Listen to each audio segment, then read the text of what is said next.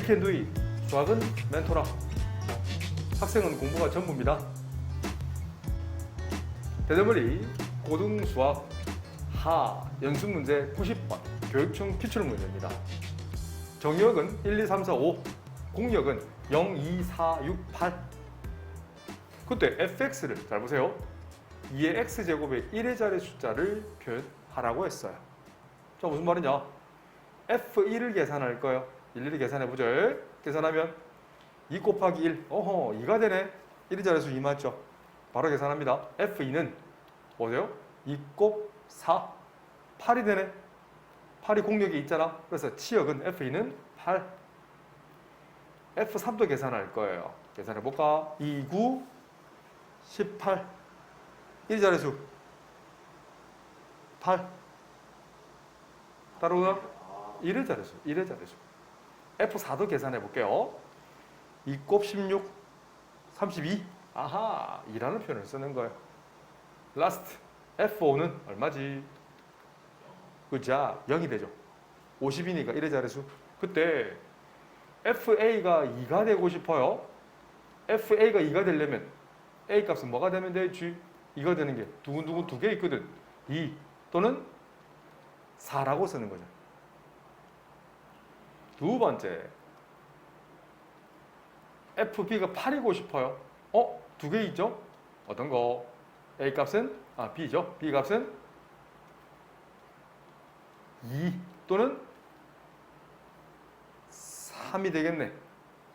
근데 왜 이런 표현을 쓴 이유가 있어요. A 플러스 B가 될 수 있는 경우를 다 적어볼게.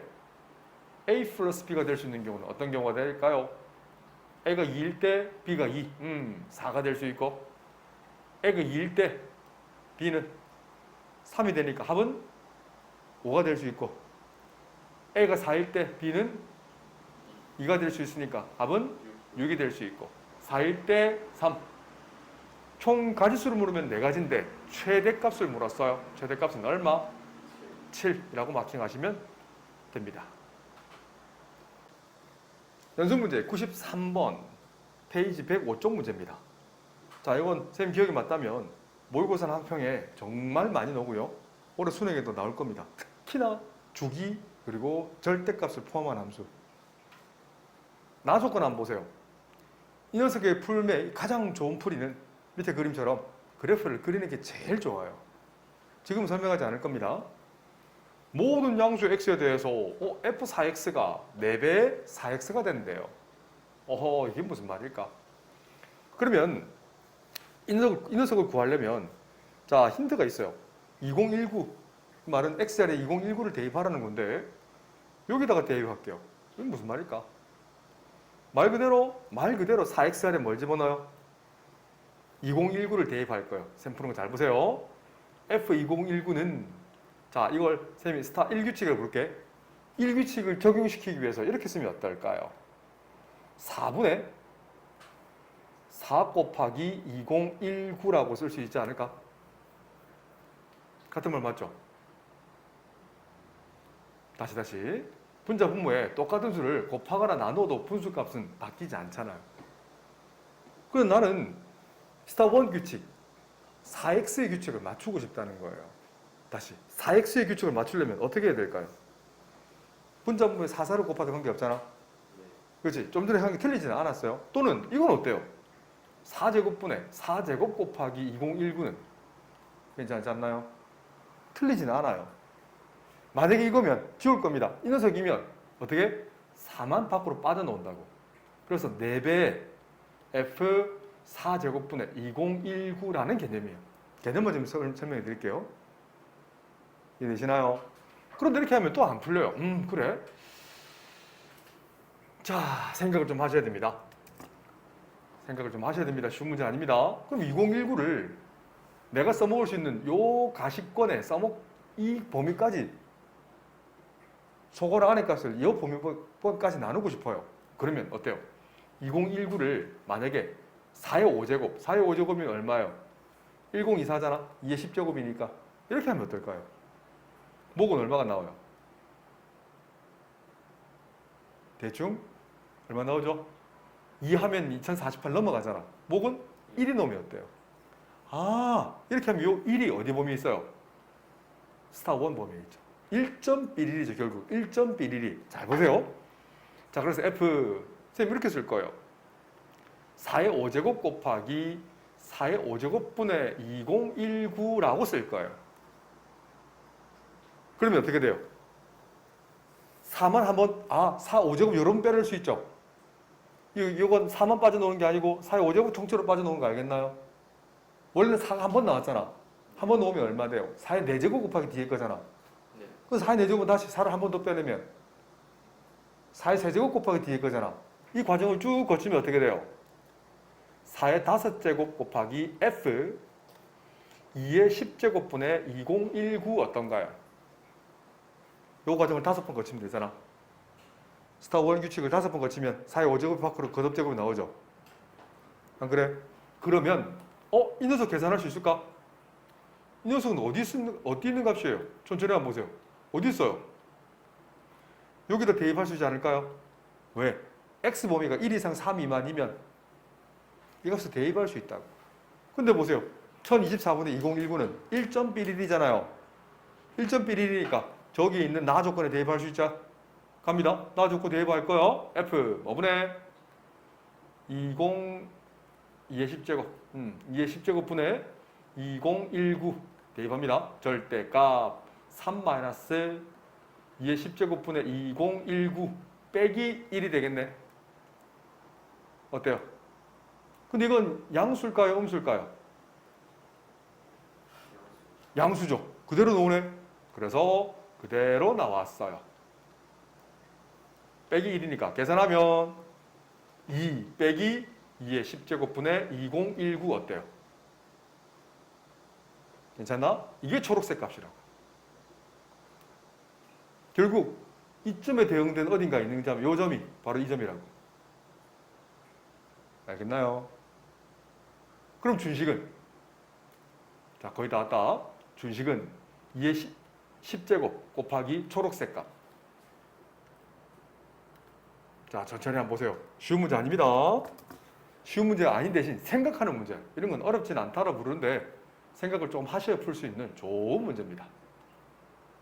맞죠? 분배하면 2의 몇 제곱? 11제곱 빼기 2019. 2의 11제곱은 2의 10제곱이 1024거든요. 알아두세요. 2의 11제곱은 2048 맞나요? 2048 빼기 2019는 얼마예요? 얼마죠? 29인가요? 답은 29.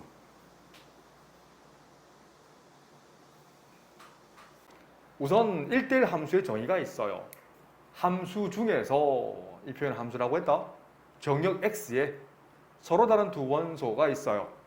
근데 함수 값이 다르다. 어허, 그 수학적 표현이 이 표현이 있습니다. 물론 이 표현 말고 이제 고등학교 2학년 좀 올라가면 도함수, 미분계수라는 거 배운단다.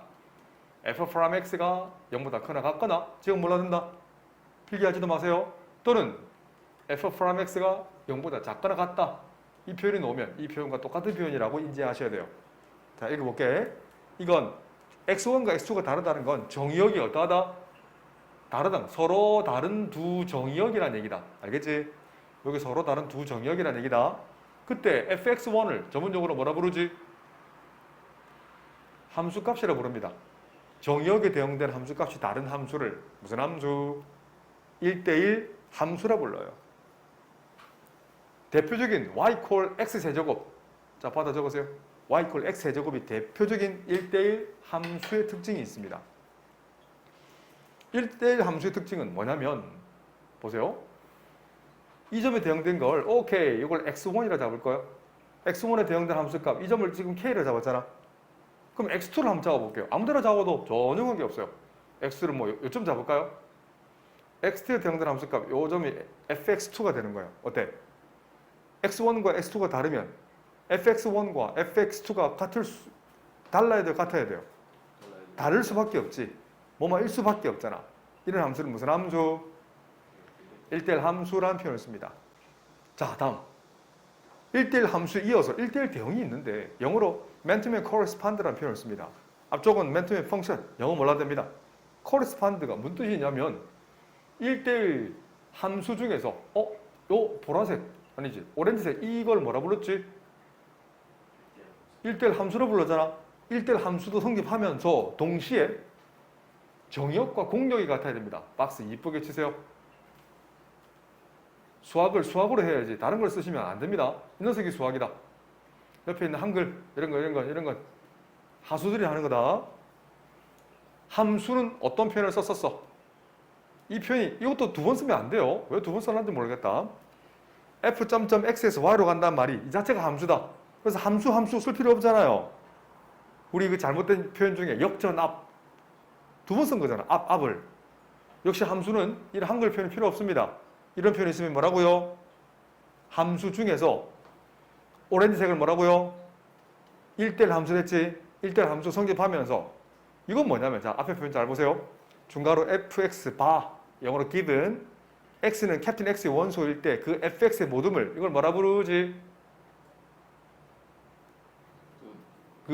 맞아요. 그렇지. 치역이라고 그러지. 정의역에 대응된 치역.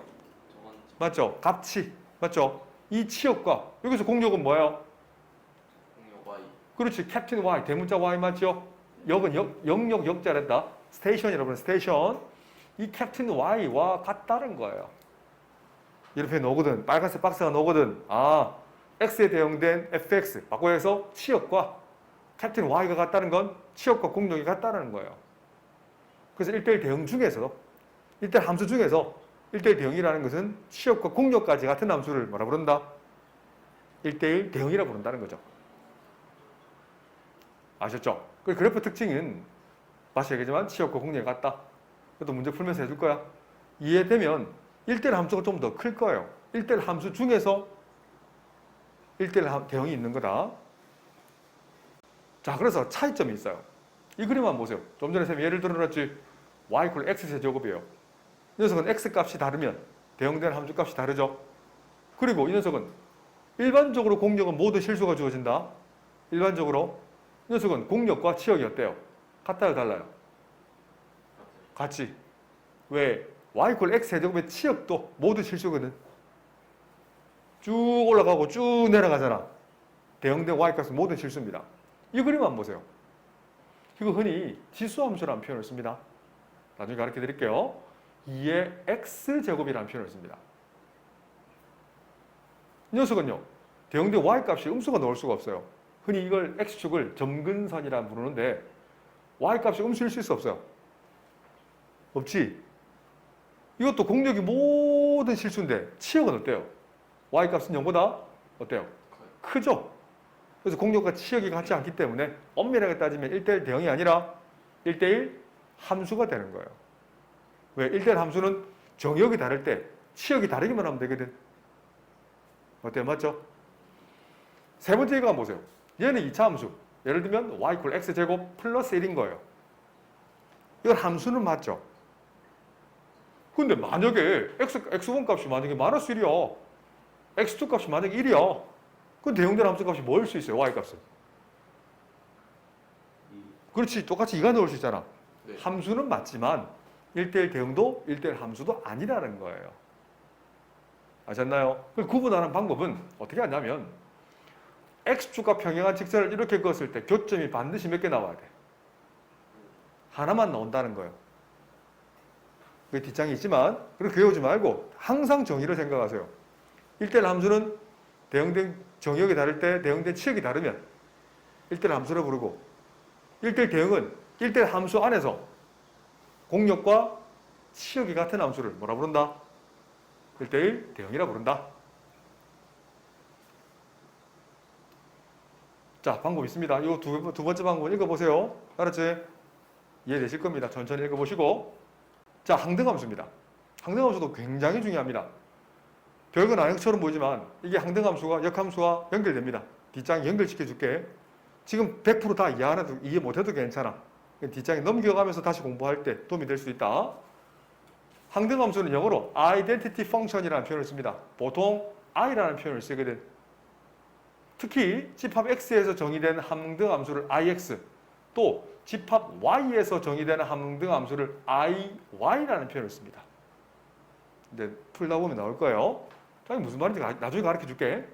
함수가 있어. 이번에는 x에서 x로 가는 함수가 있어. 그때 항등함수에 어떤 수학적 표현이냐면 맞아요. 이 녀석이 수학적 표현이다. fx equal x. 항등함수는 하나밖에 없어. x를 대입하면 x가 그대로 나온다는 얘기예요. 맞아. 그림은 뒤에 있으니까 바로 설명해 드릴 거고요. 요거 한 그림 보세요. 집합해서 한번 보세요. 1을 대입하면 1이 나오고요. 2를 대입하면 1이 나와요. 3을 대입하면 3이 나오고. 이 함수를 무슨 함수? 항등함수라고 부른다.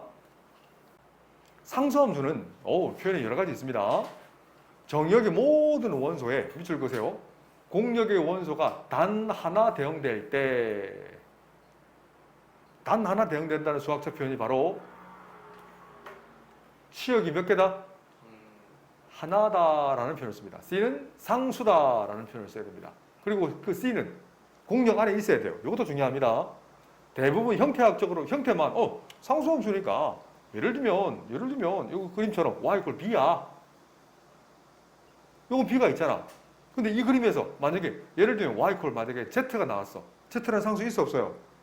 없죠. 그래서 이 녀석은 상수함수가 아니야라는 표현을 쓰는 거예요. 공역 안에 z가 있어 없어요? 있어야 되니까 스몰 c는 반드시 공역의 원소인 거예요. 형태학적으로 이것만 외우시면 안 됩니다. 선생님 박스 친 건 전부 다 정의입니다. 알겠나? 네. 뭐가 정의인지를 제대로 배우세요. 그러지 않냐면 나중에 헷갈립니다. 내가 명심해라. 다른 말로 옛날 라떼 표현입니다. 아주 중요합니다. 같이 읽어볼까요? 상수함수의 치역은 원소가 몇 개인? 한 개의 집합이다. 하지만 어떤 원소가 되어야 된다? 공역의 원소가 되어야 된다.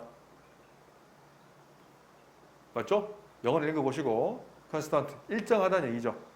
흔히 상수라 부릅니다. 읽어보시고 자, 그래서 상수함수와 항등함수의 그래프가 있어요. y equal x라는 직선 한번 보세요. x에 어떤 값을 대입해도 y 값은 x랑 같다 다르다. 같잖아. x 1을 대입하면 1이 나오고요. 만약에 x에 2를 대입하면 y는 뭐가 나와요? 2가 나오고 0을 대입하면 0이 나오죠. 상수함수는 보세요. x에 마이너스 3을 대입할 거예요. y는 뭐가 나와요? 3이, c가 나오죠. 마이너스 1을 대입해 보세요. 그것도 c가 나오잖아. 아니, 어쩌나, 이렇게 대입해도, 만약에 3을 대입해도 또 c가 나오잖아. 맞아요. 생각나는 게 있죠. 중학교 2학년 때 배웠던 y는 0x 플러스 c. 업그레이드 버전 가르쳐 드릴까요? 복습! 0x 이퀄 만약에 마이너스야. 만족하는 x가 없을 조건이 뭘까요? 이게 만족하는 x가 없을 조건은 c가 얼마면 돼요? C가 1이 아니고 그렇지. 0이 아니면 어때? 만족하는 x는 있다 없다? 생각해 보세요. 0에다가 x를 곱했다. 근데 0이 아닌 상수가 나올 수가 있을까요? 없죠. 이걸 전문용어로 불능이라는 표현을 씁니다. 만약에 x가 무한히 많으려면 어떻게 돼야 될까요? 0입니다. 그렇지. c는 얼마? 0이다. 이 녀석을 전문용어로 부정이라는 표현을 씁니다. 약속할까요? 이 녀석은 다음 파트 1차 함수 할 때 다시 가르쳐 드릴게요. 하면서 다시 상수함수 넘어올 거예요. 이 둘을 맞아요. 연결하세요.